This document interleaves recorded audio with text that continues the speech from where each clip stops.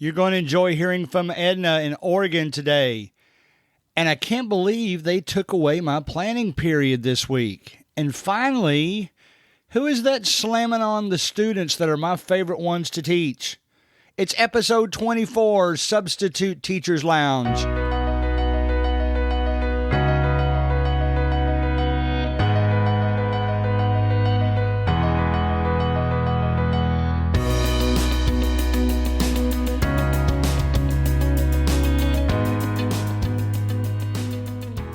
All right, I would like to welcome Edna to the Substitute Teachers Lounge today. We've been trying to get away together for a while. Happy to have her here today. Edna, how you doing this morning? I'm feeling good. Good. Now, why don't you, just to start us off, let us know how long you've been subbing, what you did before that type of thing.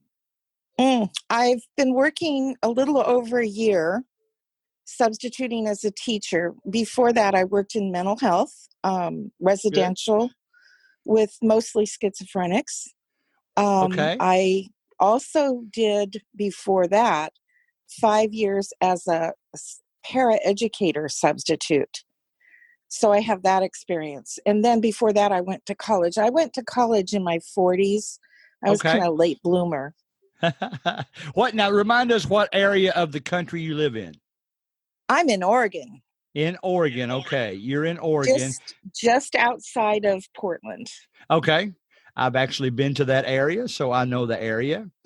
Now, I assume you've taught several different types of classes. Are there any particular classes you either enjoyed or would like to promote? Well, I think that every substitute finds their niche. And my niche is in special ed. Okay. Pretty much all kinds of special ed and high school. And I really like working with autistic children. Right. I also really enjoy going to our local detention center. Oh, good. Yeah. When I'm asked to do the special education, I, of course, accept. I've probably done about a half a dozen of those, and I've enjoyed every minute of each day, and it's been in various different capacities. So I always tell people, if you ever get the opportunity, give it a try, and you might even shock yourself how much you enjoy that. Go ahead. Yeah, I really enjoy it. Yes, I really enjoy it. I enjoy. There's two sides of the spectrum. I kind of enjoy the special ed kids with the lower academic levels. Uh-huh. But we have a school that's real close to me that is geared for students, high school students that are at the higher end. In fact, all the classes there are half college credits, half high school credits.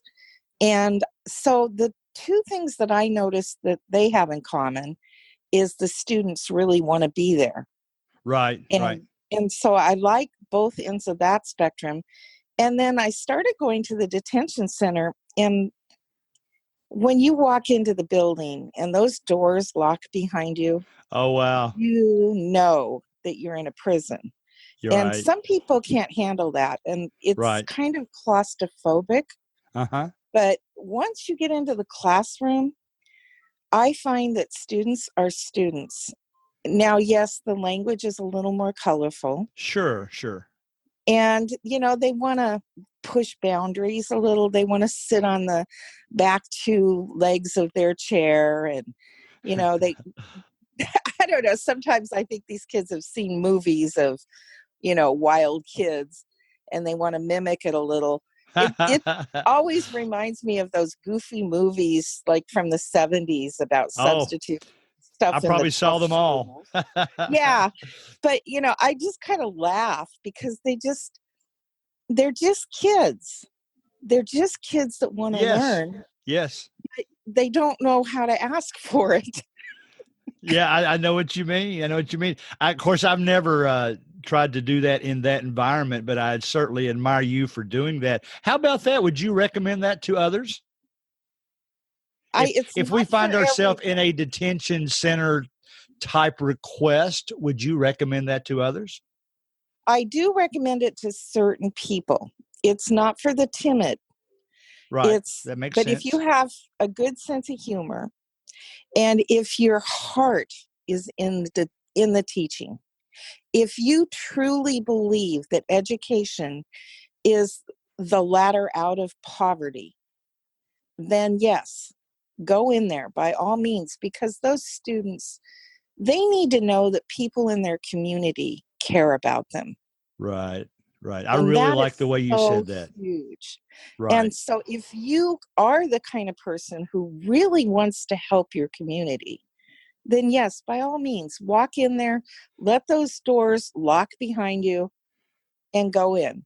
But do know that you're going to have to follow the rules. Don't let yourself get cornered. Right. Stuff like that. Right.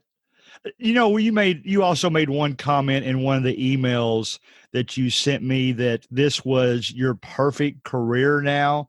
Why don't you explain that a Mhm. little bit to the listeners? Well, I'm 61 years old. Uh-huh. And as you know, that's the 60s is when you're starting to consider, when should I retire? Well, Right. I'm right there with you. financially, I should never retire. The experts say that I should have hundreds of thousands of dollars, and I don't. I'm like most Americans. Have a little bit of money in my checking account. I am very fortunate that I own my condo. So Good. there's that. But I am not even close to where I should be financially. Now, I looked at the average amount of Social Security that I can get if Right. I retire at 62, and it's almost exactly half of what I need. All So right. I'm a single woman, and substituting is the perfect job because I can work as much or as little as I want, pretty much. Now, sometimes, like the month of December is a little rough. They got like a whole week off there, and some of the work is a little scarce. So I might have to take a few jobs that I don't like as much, like third grade or fifth grade or something. Right. You're braver But than me. you know, but I can work pretty much full time or close during the school year. Right. And yeah, I might have to pick up some temporary work in the summer or something. But when I do cross over to the Social Security living, then I can work, I figure, 3 to 4 days a week when the Right. weather's good. When the weather's bad and it's all frosty on the streets and I don't want to drive, Right. I can stay home. So it's Right. like the perfect transitional career for someone at this age. And now every state's different, but pretty much if you have a bachelor's degree in any subject, you can become a substitute. You do have to Yes. jump through a bunch of hoops. They don't Absolutely. make it easy, but it's worth it. It is, if you want to give back to your community and get paid usually well for it, especially on the West Coast. I will say I'm very fortunate. The West Coast substitutes pay well. Good. And I do wish that it paid that well everywhere else. But of you know, course, the cost of living's different everywhere. So who knows? yes, absolutely. Even in my area in Kentucky, the smaller school districts pay less than the larger ones. Now, the ones that live in larger areas are also paying more money for basically the same house. So you've got all that as well. You sounded like you were telling me the story of my life because I'm the same age as you. I got into it for basically the same reason. It's kind of funny. Me and my wife used to be in charge of church camps and we always enjoyed it, but I was an accountant all my life. And when I started subbing last November, I couldn't believe how much I enjoyed it. So that was a perfect answer to that question. Well, I've had a background. First of all, I loved my own children. I have 3 children. Uh-huh. So do I. And and then I got involved in Boy Scouts and Oh, nice. the pack mother and, did all that. Also, I had a peculiar job when I was younger with the kids, and I did it for 5 years. I was the nanny at a church. Oh, nice. Yeah. And because of that, I ended up being a chaperone for a few church outings that the kids did Okay. Yeah. overnights. And it was so funny because I never thought of myself as a chaperone kind of person. I grew up in the 70s. I was kind of a hippie, not what you would call a role model, you know, but raising kids does something to you. And Yes. I started kind of during that time really starting to become more interested in the kids in my community, kind of outside of my family. First, I was very Good. family focused, Right. but then, their friends, my kids' friends, and then the church kids and the Boy Scouts and stuff started making me more interested in a little bit wider sphere of influence. And I started to realize that I have some influence. And of course, I grew up on things like the Brady Bunch. So that was my role model, was the Brady Bunch and the Partridge Family. And so when I saw those children and I saw that I was actually kind of an influence, that's a little bit of a power trip, I think. It is. It's humbling and exciting at the same time, I found. Isn't it amazing? And Yeah. and then you can kind of steer them, in a little bit better direction. Right. And that's what I really get a kick out of. And sometimes as a substitute, we have these little moments of opportunity, and sometimes they're just a couple of minutes. And especially when I go into places like the detention center, where you can just kind of make a little push, or just plant a little seed Exactly. and That's a and perfect way give of them, saying that. yeah, and give a student an idea that maybe they could, take the next rung of the ladder to get out of poverty. I agree. And even if you don't see that happening yourself, like you said, you might have planted the seed that gets cultivated a little bit later on, and it leads to exactly what you're saying. That sounded great. I mean, I am shocked to this day of how many kids that I've taught just come up and share with me so many stories about their family and even what they're going through, whether it's happy or sad. And I just try to listen and be there for what they need. So it sounds like we're kind of in the same boat in that regard. It truly is amazing. You can have this little short moment with someone in an alternative school that I was working, where the kids are pretty rough. Um, this young girl that was kind of mouthy, about 13, Right. she at one point asked me about my parents. Well, my parents have been dead for years, and you know, after a Right. decade or so, you kind of get over it, you Right. know, Yeah. and they died of, well, smoking and things like that. So it wasn't Right. exactly natural causes. Uh-huh. But anyway, my dad is dead. And she asked me specifically about my father. And I said, oh, he died. He died in 1981. And she immediately, her whole demeanor changed. And she shared with me that her father had died in January. And we were like well, it was this year. So it must have been like November, October, that area. Right. Right. So a month and a half or so ago. So her dad had died within the year, and she's a little teenage girl. Right. And from that moment on, she was much kinder to me because we had this similar bond in Yes. her mind. Common things to And talk about. she later gave me, I guess, what is currently a huge compliment. She said that the class was really chill while I was subbing. That is a compliment. And she said that she goes, why don't you come back to this school? I like you. Well, that's good. That's always nice to hear. I agree with that too. It's kind of ironic how similar our stories are. I lost my father last May, and I've shared some of that with the kids, and and they all want to talk about their own family situations. I probably teach, to be honest, sixth grade more than any others. And all you have to do is throw out a topic, and they want to talk about that topic from, or throw out an experience, I should say. They want to talk about that the rest of class. So I can really It's relate to true. what you said. Yes. It's so true. And it doesn't matter which class you go in. It doesn't matter what age. I mean, I have been in kindergarten classes and they want to know about me. And Right. I do. I love teaching the little ones. I don't like the class size. The class size, that's another thing. For anybody who's voting, please, please, please approve those bonds. Let's do something about the class sizes. Yes, for 35 sure. kids for one adult is too much. Right. How many kids did you say?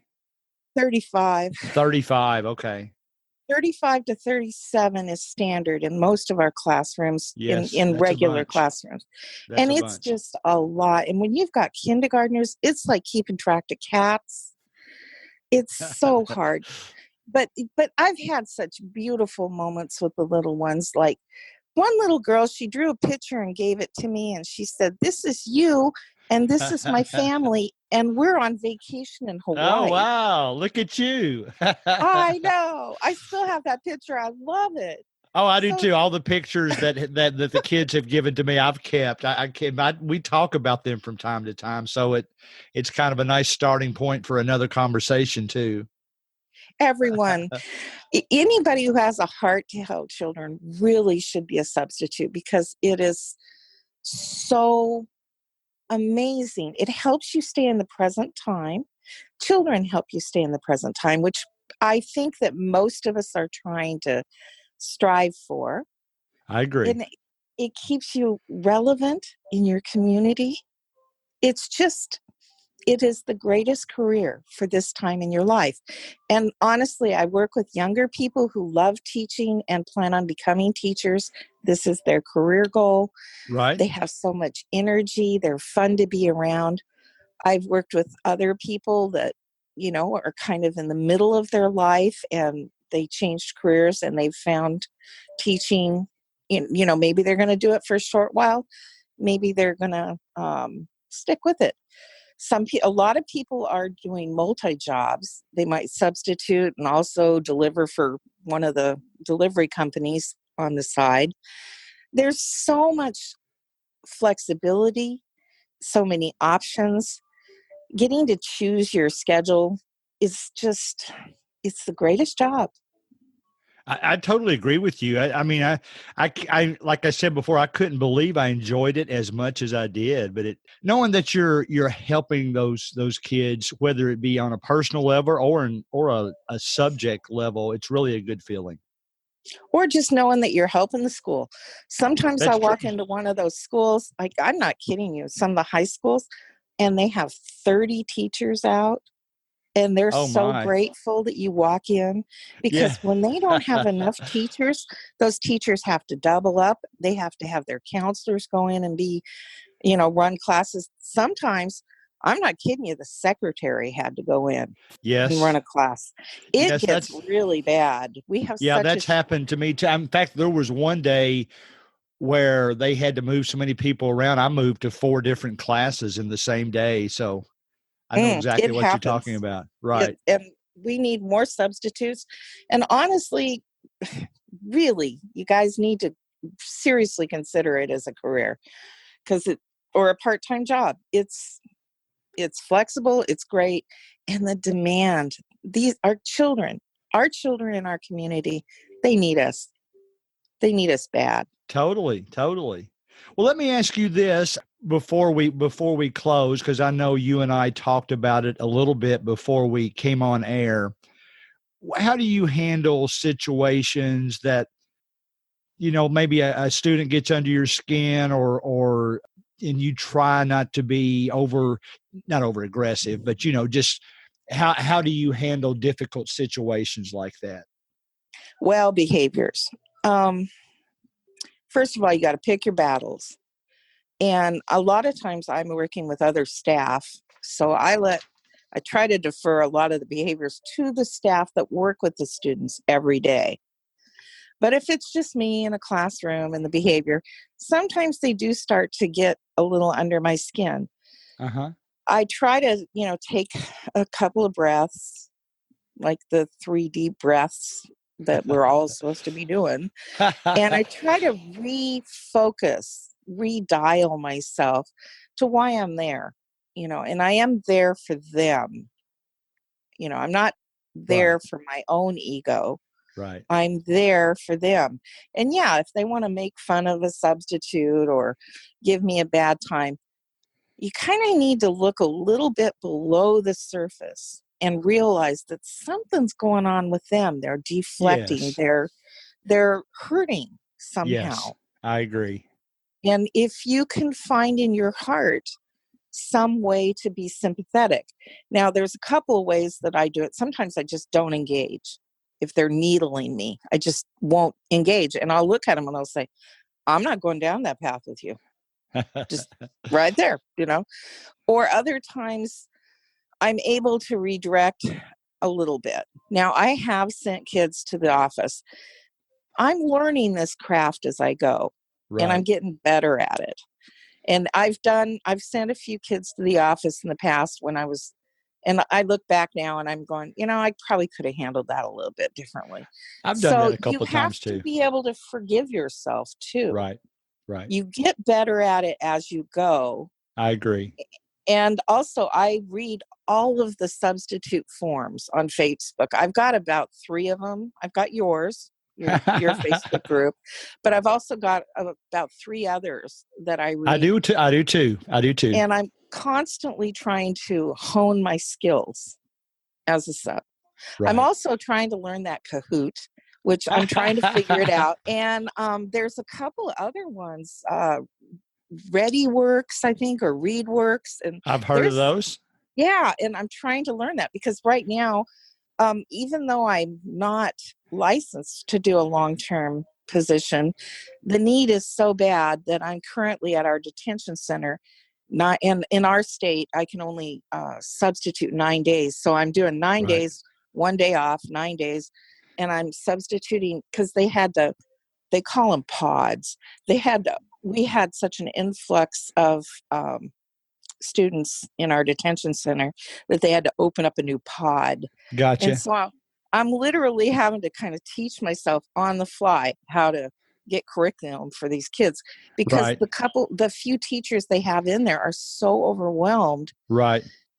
The need is just so bad. But we live in a wonderful age. You just get online and Google stuff, and before you know it, you got a YouTube video teaching you how to That's do right. stuff.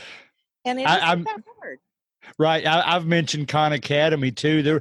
There was a time when I had to teach statistics to 6th grade, and I could just tell they kind of had that glazed over look. So that night I went home and found a couple of maybe they saw my glazed over look too. Yes, I I found a do think couple of it's catchy. right. Yeah, it's contagious. Yeah. But the Khan Academy videos they really like, and they seem to explain them fairly simply, and so that helped me out. Well, listen, I've enjoyed today. Is there anything else you would like to share with us before we get out of here? I think we've covered the topics that I was hoping to cover. Yes, I've got all my lists checked off. It was great talking to you today. I'm hoping to get to talk to people all across the country. The episode that's coming out in on just a couple of days, I talked with somebody from North Carolina, and now I can include Oregon on the list. So I really appreciate you all taking the time to do this. Well, maybe you can hit somebody from the East Coast too. I'll do it. North Carolina is sort of east. You're talking about northeast, I assume, like up I in was thinking like right on the coast, like New York or New something. York, Pennsylvania, all those guys. All right. All Yeah. right. Fair enough. Well, Edna, you have a great week, great holiday, and we will be seeing you soon. Yep. You have a great day. I'll be following you. All right. Thank you. Bye. That was Edna from Oregon. That was a great interview. I love doing interviews with you guys. Please contact me on the Facebook page, Substitute Teachers Lounge, if you're interested, or you can email me at gregcollinssubstitute@gmail.com. I love to talk to you guys. I'll just close with these 2 thoughts as we are recovering from our Thanksgiving overeating few days we've had.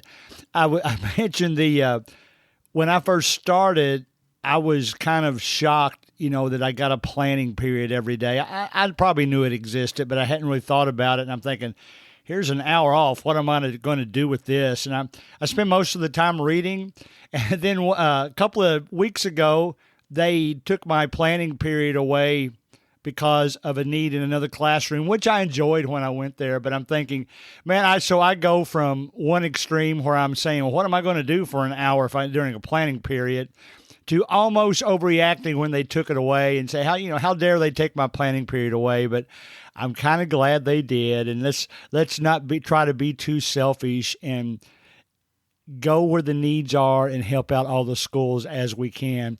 And then finally, I noticed when I walked into a classroom, one of my favorite groups to teach, the substitute the day before had just left lots of notes about how misbehaved they were. And I'm thinking, man, was this the same group of students that I've had? And I kind of got their perspective on it because they brought it up when they came into the classroom.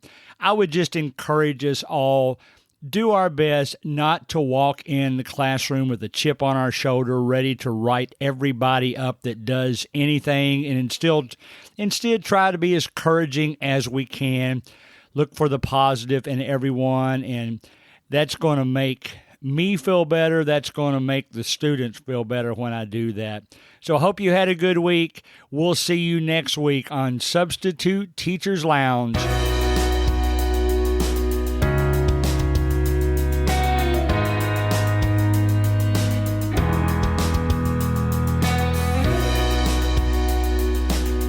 Music provided by Ben Sound.